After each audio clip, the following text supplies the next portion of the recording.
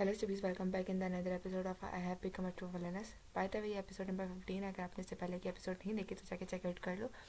और yes, without wasting your time, let's dive together in the another episode of Madness. So episode का start होता है, हमें किसी की टांगें दिखाई जाती हैं और ये और कोई नहीं ज़ाहिर होता है जो भाग रहा होता है, बहुत हाँफ रहा होता है, उसे बहुत पसीना आ रहा होता है. वो कहता है फिर से यही ड्रीम. और हमें कुछ लोग दिखाए जाते हैं जो उसके पीछे पड़े होते हैं पिछले ड्रीम की तरह. वो कहता है इस दफ़ा नहीं, मैं इस दफ़ा भी नहीं पकड़ा जाऊँगा. और फिर अचानक वो कहता है इस दफ़ा मेरा जिस्म पता नहीं क्यों भारी हो रहा है. और कहता है मेरी स्पीड, मुझे क्या हो गया, मैं रुक रहा हूँ, मुझे लगता है मैं पकड़ा जाऊँगा. अचानक से उसकी तरफ किसी का हाथ बढ़ रहा होता है और उसे डंडी उसे अपनी तरफ खींच लेता है. और यहाँ ये कोई और नहीं फिदक होती है. वो उसे कहती है खामोश हो जाओ. और वह कहती है बस थोड़ी देर के लिए ऐसे ही रहो. और वो उसे देख रहा होता है. अचानक से उसकी आँख खुलती है और वो देखता है उसके सर पे कोई कपड़ा रखा होता है और वो अपने बेड के ऊपर होता है. ज़ाहिर अपने मुंह से वो गीला कपड़ा उठाते हुए कहता है वेट टॉवल. और सामने फिदक बैठी होती है और कहती है ओह फाइनली तुम्हें होश आ गया. वो कहती है क्या अब तुम्हें बेहतर महसूस हो रहा है. कहता है हाँ, लेकिन लेकिन मुझे क्या हुआ था. कहती है तुम याद नहीं, तुम बेहोश हो गए थे. कहता है ओह हाँ, मुझे याद आया. लेडी क्रिशा, उन्होंने मुझे मारा था. उसके बाद वो अपने बाजू को पकड़ते कहते हैं मैंने अपने बाजू में बहुत जान जमा की थी, मतलब मैं फुल रेडी था, लेकिन फिर भी ये बहुत बुरा था. और कहता है उफ मुझे दर्द हो रही है, मुझे ये जगह उससे जल्दी छोड़नी पड़ेगी जितना मैंने सोचा था. फिर वो कहता है अगर लोगों को पता चला मेरे साथ ये हुआ, लोग मुझे देखने आएंगे. और इतने में उसके माथे के ऊपर फिदक अपना हाथ रखती है और एक हाथ अपने माथे के ऊपर रखती है. वो कहता है ये आप क्या कर रही हैं. कहती है मैं टेम्परेचर देख रही हूँ. ओह थैंक गॉड, तुम्हारा टेम्परेचर जो है वो शुगर है कम हो गया, तुम बहुत ज़्यादा फीवर में थे काफ़ी टाइम से. ज़ाहिर कहता है अगर आपने बुखार देख लिया है तो प्लीज़ अपना हाथ हटा लें, मुझे बहुत अनकम्फर्टेबल फील हो रहा है. वो पहले से देखती कहती हाँ, और फिर दोबारा उसके सर पे हाथ रख देती है और कहती है पता नहीं क्यों मुझे ऐसे टीज़ करने में मज़ा आ रहा है. और कहती है एक सेकंड, मैं अगर तुम्हारे को ऐसे गीला छोड़ दूँगी तो तुम फिर से बुखार में ना आ जाओ, तुम्हें फिर से बुखार ना हो जाए. वेट, मैं तुम्हारी शर्ट निकाल देती हूँ. और उसकी शर्ट निकालने लगती है. वो कहती है ये क्या करिए. और फ़ौरन उसका हाथ रख पकड़ लेता है. कहता है नहीं रुकिए, मैं खुद ये कर लूँगा आप जब जाएंगी. कहती है क्यों, लेकिन ये तो मेरे ख्याल से तीसरी या चौथी दफ़ा होगा कि तुम मेरे सामने मेरी अपनी शर्ट उतार रहे हो. क्योंकि जब ये मारती थी फिदा से पहले, तब भी तो शर्ट उतार के मारती थी ना इसे, इसलिए. जाहिर कहता है नहीं नहीं पहले से तो मुख्तलिफ होगा, प्लीज़ मत कीजिए. वो कहती है क्या क्या मुख्तलिफ क्या है इसमें. तो वो कहती है, कहता है पता नहीं. कहती है क्या तुम्हारी फीलिंग, तुम शर्मा क्यों रहे हो. कहते हैं नहीं मैं नहीं शर्मा रहा. कहती है तुम शर्मा रहे हो. कहता है आप हंस क्यों रही हैं. कहती है वो बस इसलिए क्योंकि मैं तुम्हें टीज़ कर रही थी, तुम ऐसे कर रहे हो, इतना अजीब रिएक्शन दे रहे हो, पहले तुमने कभी ऐसा नहीं किया इसलिए बस. और please don't miss understand me कि मैं तुम्हें तुम्हारी शर्ट वाकई उतारने वाली थी, मैं तुम्हें तो बस तंग कर रही थी. वो अभी भी फ़िदा को देख रहा होता है. तो फ़िदा कहती है यार बस करो, मुझ मेरा यकीन करो, अगर मैं कुछ ऐसा करती तो फिर ये मेरे फादर के लिए प्रॉब्लम ना होती और वो मुझे डांटते ना. मैं ऐसा कुछ नहीं करने वाली थी. और फिर बताया कि ज़ाहिर जब कुछ सोच रहा है, जब वो फ़िदा रेहाना यानी कि क्रिशा को डांट रही थी और कह रही थी कि तुम मेरे लोगों के ऊपर एक उंगली तो रख के देखो, मैं तुम्हें इस बात का यकीन दिलाती हूँ कि तुम एक फिंगर से बहुत ज़्यादा कुछ खोगी और मैं इस बात का बहुत अच्छे से ध्यान रखूँगी. तो फिर ज़ाहिर जो है वो फ़िदा का हाथ पकड़ लेता है. कहता है मिस आपने ये क्यों किया था. वो कहती क्या मुझे माफ़ करना, क्या मेरे प्रैंक ने तुम्हें तंग कर दिया. कहता है नहीं मैं आपके प्रैंक के बारे में बात नहीं कर रहा, आपने वो जो लेडी क्रिशा के साथ किया, आपने ऐसा क्यों किया था. फिर वेदक जाय की तरफ देखती है और कहती है मुझे भी तुमसे कुछ पूछना है. जब क्रिशा तुम्हारे पास आई थी तुमने उस सिचुएशन को रेजिस्ट क्यों नहीं किया. फिर जाय कहता है क्योंकि मुझे लगा था कि अगर मैं रेजिस्ट करूँगा तो वो आपके साथ और भी बुरा सलूक करेंगी. और फिदा कहती है अगर वो ऐसा करती तो फिर मैं और भी ज़्यादा तुम्हारा साथ देती. फिदा कहती है मैं तुम्हें किसी दफ़ा बता चुकी हूँ तुम मेरे पर्सन हो, तुम मेरे लोगों में से हो और मैं किसी को अलाउ नहीं करूँगी कि कोई तुम्हें हर्ट करे. और जाहिर ये बातें सुनिए बहुत खुश होता है और कहता है मुझे बहुत खुशी हुई कि मैं आपके लोगों में से हूँ. और ये बात सुन के फिदा को भी बहुत खुशी होती है और कहती है शुक्र है तुम्हें समझ आ गई मेरी बात. और फिर वो बहुत हैप्पी होती है ऑब्वियसली, क्योंकि फिर वो कहती है एक बात को तुम स्ट्रेटली समझ लो, जो गलतियाँ मैंने पास्ट में की मैं वो दोबारा नहीं करूँगी, मैं वो फालतू गेम्स दोबारा नहीं खेलने वाली. तो तुम मेरी तरफ से एटलीस्ट रिलैक्स हो सकते हो. और फिर वो उसको कहती है ज़ाहिर लेकिन प्लीज़ मेरा हाथ छोड़ोगे. और फिर वो उसका हाथ छोड़ देता है. कहता है ओह आई एम सॉरी, मुझे माफ़ कर दीजिएगा. फिर जैसे ही ज़ाहिर उसका हाथ छोड़ता है वो ब्रेसलेट देखता है. वो कहता है मिस आपने ये क्या पहना हुआ है. वो कहती है ये ब्रेसलेट है. कहता है आपको नहीं मालूम ये बहुत डेंजरस है, आपने इसे क्यों पहना हुआ है. वो कहती है वो दरअसल मुझे इसके बारे में होमवर्क मिला है. कहता है होमवर्क, कैसा होमवर्क. कहती है दरअसल आजकल मैं मैजिकल इंजीनियरिंग के बारे में पढ़ रही हूँ तो मेरे टीचर ने मुझे होमवर्क दिया है ताकि मैं मालूम करूँ इस ब्रेसलेट की एलिमेंटल पावर क्या है, इसे कैसे यूज़ करते हैं। जाहिर बताता है कि ये चूँकि इसका कलर जो है वो वाइट है, तो इसका मतलब इसके अंदर लाइटिंग पावर है, और चूँकि ये सिल्वर का बना हुआ है, इसका मतलब ये है कि जो स्टोन है, मैजिकल स्टोन, ये इतना कोई इंपॉर्टेंट स्टोन नहीं है।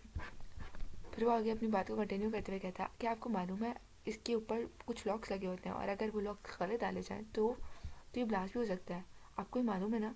फिर बड़ी इफिशिएंसी दिखाता है उसके सामने, हाँ मुझे मालूम है, वैसे भी भले से मुझे उसको यूज़ करना आ रहा था, मैं इसकी थियोरी में बहुत अच्छी हूँ।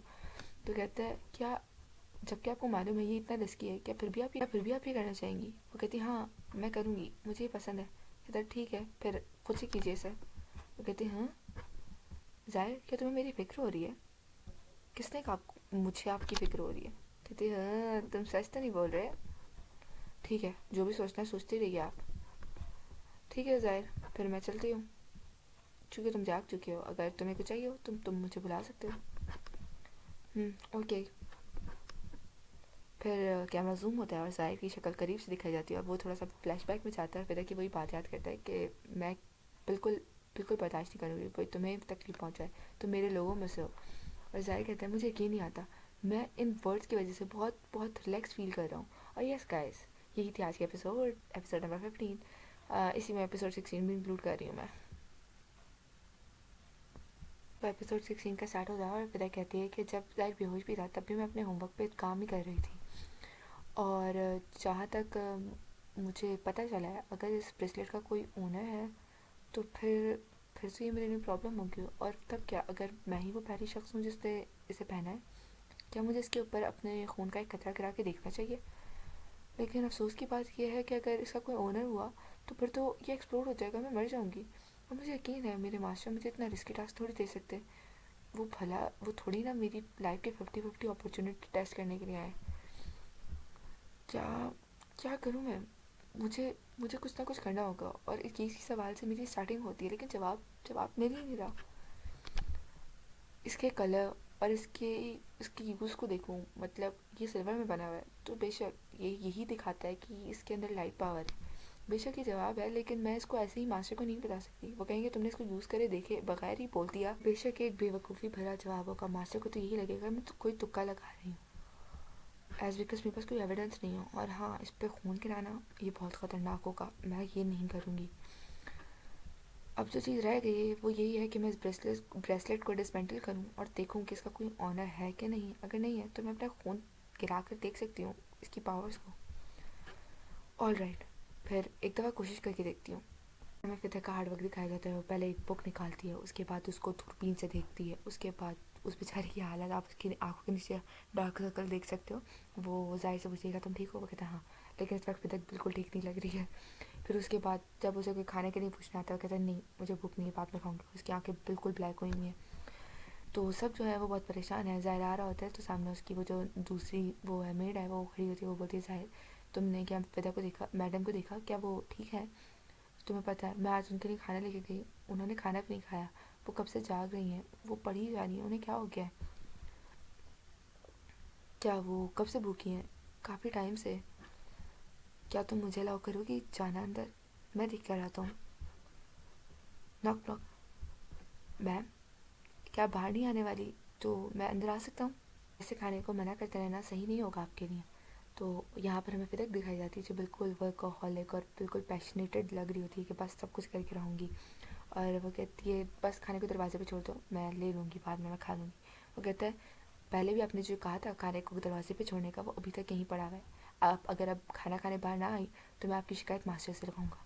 फिर फिदक जो जो पीछे मेड होती है उसकी, वो डर जाती है इसकी बात सुन के, ये मास्टर को धमकी दे रही, माई लेडी को धमकी दे रहा है, मतलब माई लेडी से मारना ना शुरू कर दें आकर।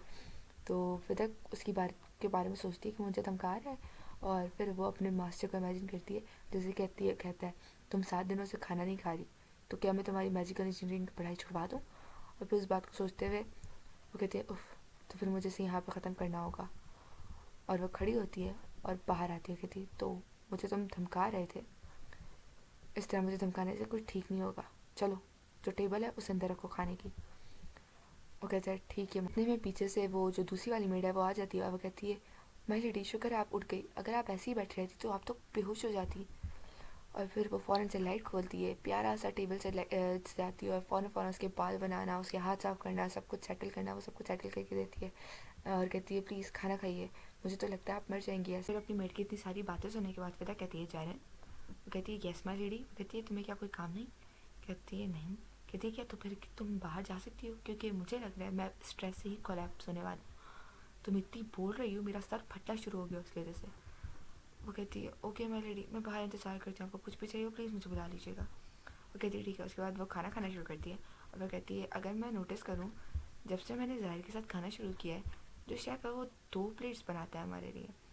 फिर वो ज़ाहिर से पूछती है तो सब कुछ कैसा जा रहा है, वो कहता है ठीक जैसा कि पहले होता था। कहती तो मतलब तुम सब सब सही कर रहे हो, सब अच्छा हो गया। वो कहता है जी। और कहती है ओह मुझे इसकी आदत हो चुकी है, मैं सिर्फ कुछ भी कहूँ ये मुझे यह करके ही जवाब देता है। और नीचे में क्यूट सा ज़ाहिर दिखाया जाता है जो वो कुछ भी कह रही है वो कह रहा है से ये। फिर वो कहती है लेकिन अगर मैं नोटिस करूँ ज़ाहिर को तो थोड़ा तो बदला है पहले से। फिर वो ज़ाहिर से कहती है कि ज़ाहिर शायद मैं अपना अगला खाना भी छोड़ने वाली हूँ क्योंकि मेरे पास अभी बहुत काम है करने को, तो मैं शेफ़ को बता दूँगी कि वो तुम्हारा खाना अलग से बना के भिजवा दे और प्लीज़ खाना खा लेना टाइम पर, समझ आ गया। कहता है यस समझ आ गया। उसके बाद वो उठता है टेबल ले जा रहा होता है, फिर मुड़ता है कहता है मिस, कहती हूँ। वो कहता है जब आप भी अकेले खाना खाएं तो ध्यान से खाइएगा, प्लीज़ अपनी हेल्थ को निगलेक्ट मत कीजिएगा। वो पहले से देखती है और फिर कहती है अच्छा ठीक है, और फिर वो वो करके चला जाता है। फिर विदा कहती है ज़ाहिर कुछ अजीब लग रहा है, खैर मैं अपना होमवर्क एक दफ़ा ख़त्म कर लूँ फिर मैं उससे इसके बारे में पूछूंगी। और फिर हमें ज़ाहिर दिखाया जाता है जो कि घर छोड़ने की तैयारी में है, एज बिकॉज वो पहले बता चुका है कि उसे घर छोड़ना होगा, तो इसलिए वो थोड़ा वरिड है फिदा के बारे में। फिर बताया फिदा कहती है अब मुझे पता चल गया है जैसे कि इसका कोई मालिक नहीं है तो मुझे उसके ऊपर वो टेस्ट करना ही पड़ेगा, और मेरे ख्याल से इसके लिए इतना घर से दूर आना काफ़ी होगा। मैं नहीं चाहती थी कि मैं इसका ट्राई इधर पैलेस में करूँ सो दैट इसकी वजह से किसी और को परेशानी हो। फिर वहाँ वो देखती है वो खड़ा होता है, वो बोलती है वहाँ कौन है, और यहाँ पर एक लड़का होता है जो बिल्कुल सेम टू सेम मुझे तो ज़ाहिर की तरह ही लग रहा है, लेकिन इसका नाम यहाँ पे जैन बताया गया है। फिर तक बोलती है ओ जैन, ये ना दरअसल इसकी खानदान ब्रिलॉफ फैमिली का ना वो है नाइट है जो इसकी ब्रिलॉफ फैमिली को प्रोटेक्ट करता है। तो यहाँ पर हमें वो जैन के बारे में थोड़ा बहुत बताती है कि नॉवल में इसका इतना जिक्र नहीं था, लेकिन ये बाहर के एम्पायर में तो नहीं लेकिन हमारी एम्पायर में बहुत ज़्यादा मशहूर है अपनी स्वॉर्डमैनशिप की वजह से। फिर वो देख कहती है कि मुझे जैन को पहले ही बता देना चाहिए, इससे पहले वो कुछ गलतफहमी पाले अपने जहन में। वो कुछ बोलने लगती है इससे पहले उसे किसी और के पाँव दिखते हैं और वहाँ पर खड़ा होता है जाहिर। कहती ओह जाहिर ये यहाँ क्या कर रहा है, तो इसका मतलब जैन जाहिर से बात कर रहा है मुझसे नहीं। जैन पूछता है तो तुम यहाँ क्या कर रहे हो, बताओगे इससे पहले ही मैं तुम्हें मार दूँ। जाहिर उसे बस देख रहा होता है और कुछ नहीं बोलता। कहती ये बैग क्या वो इसीलिए कह रहा था कि आप जब भी अकेले खाना खाएं खाना ध्यान से खाइएगा। अच्छा मुझे नहीं पता ये अभी इस वक्त वर्क करेगा कि नहीं करेगा, लेकिन मुझे इसे टेस्ट करना होगा। और फिर वो अपने हाथ को काटती है और इससे खून का कतरा अपनी ब्रेसलेट पे लगाती है, और तभी वो काम करता है और इसमें से बहुत ज़्यादा लाइट निकलती है। विदक फ़ौरन से जाहिर के सामने आ जाती है और जाहिर से कहती है जाहिर। जाहिर उसे देखता है जाहिर तुम यहाँ क्या कर रहे हो, खैर पहले मेरे पीछे आओ। तो यस अभी इट्स 10 फॉर टुडे। अगर आपने वीडियो यहाँ तक देख ली तो thank you so much. Video पसंद आई हो तो प्लीज़ लाइक कर देना और एक छोटा सा प्यारा सा कमेंट छोड़ के जाना वीडियो के एंड में, सो दैट मैं और ऐसी वीडियोस बना सकूँ। और यस अब टेक केयर, कल की वीडियो देखना मत भूलना। अल्लाह हाफ़िज़।